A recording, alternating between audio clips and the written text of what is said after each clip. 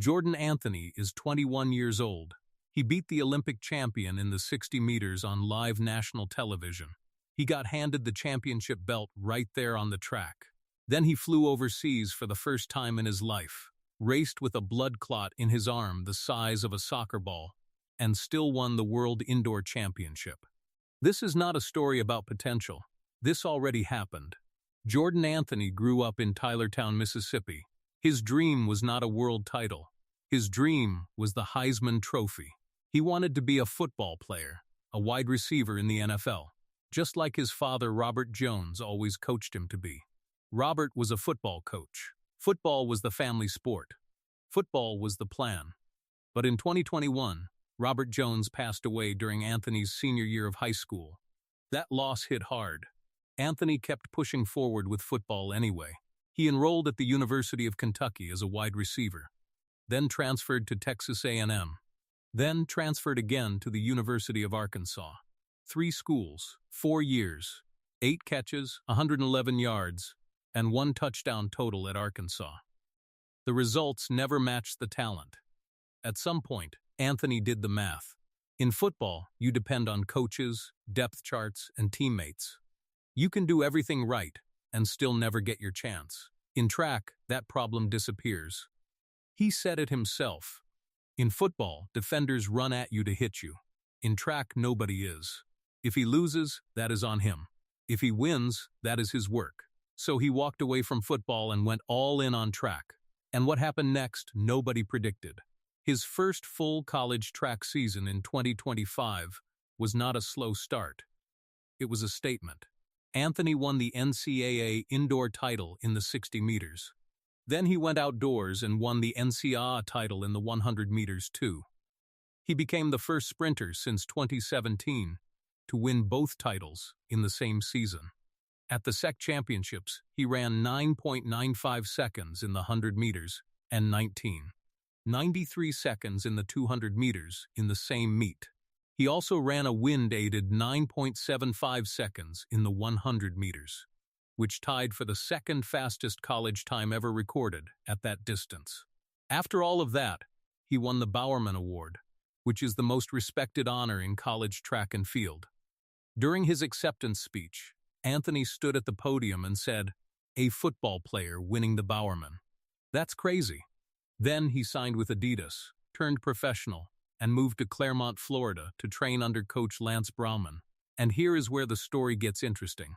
The most famous athlete in that training group was Noah Lyles, the Olympic champion. Every single day, Jordan Anthony was in the same facility, competing against the fastest man in America in practice. That detail matters more than most people realize. But first, Anthony had a rough patch. On February 1st at the Millrose Games in New York, he finished 3rd. People immediately said he had already fallen off before his first professional season even started properly. Anthony did not argue with them. He used it.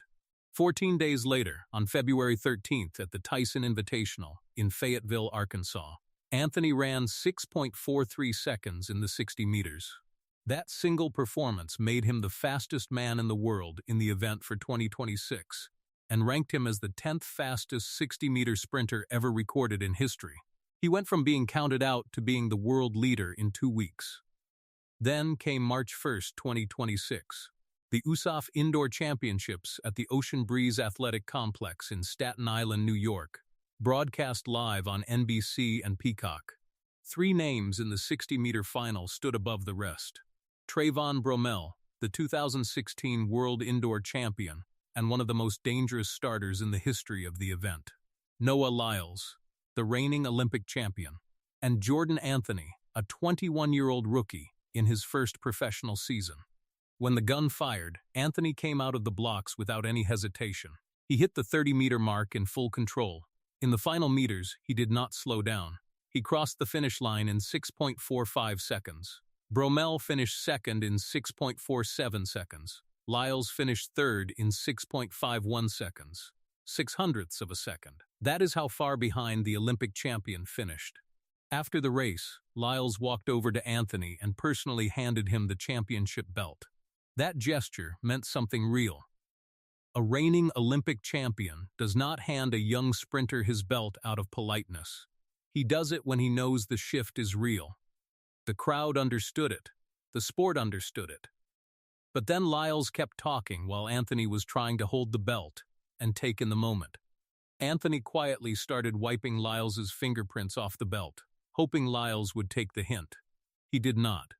A video of that moment went viral, with one post reading, "Noah, sit down and let bro have his moment." Anthony stayed completely calm through all of it. And when a reporter from NBC Sports asked him about training alongside Lyles every day, Anthony kept it straight. He said he enjoys training with Lyles, a great mutual relationship. Of course they talk trash because the sport is soft if they do not. Then he said, "I'm bringing football mentality. He's just bringing old age right now." He called the Olympic champion old on national television. At 21 years old, ice cold, Anthony qualified for the 2026 World Athletics Indoor Championships in Torun, Poland, entering as the world leader in the 60 meters.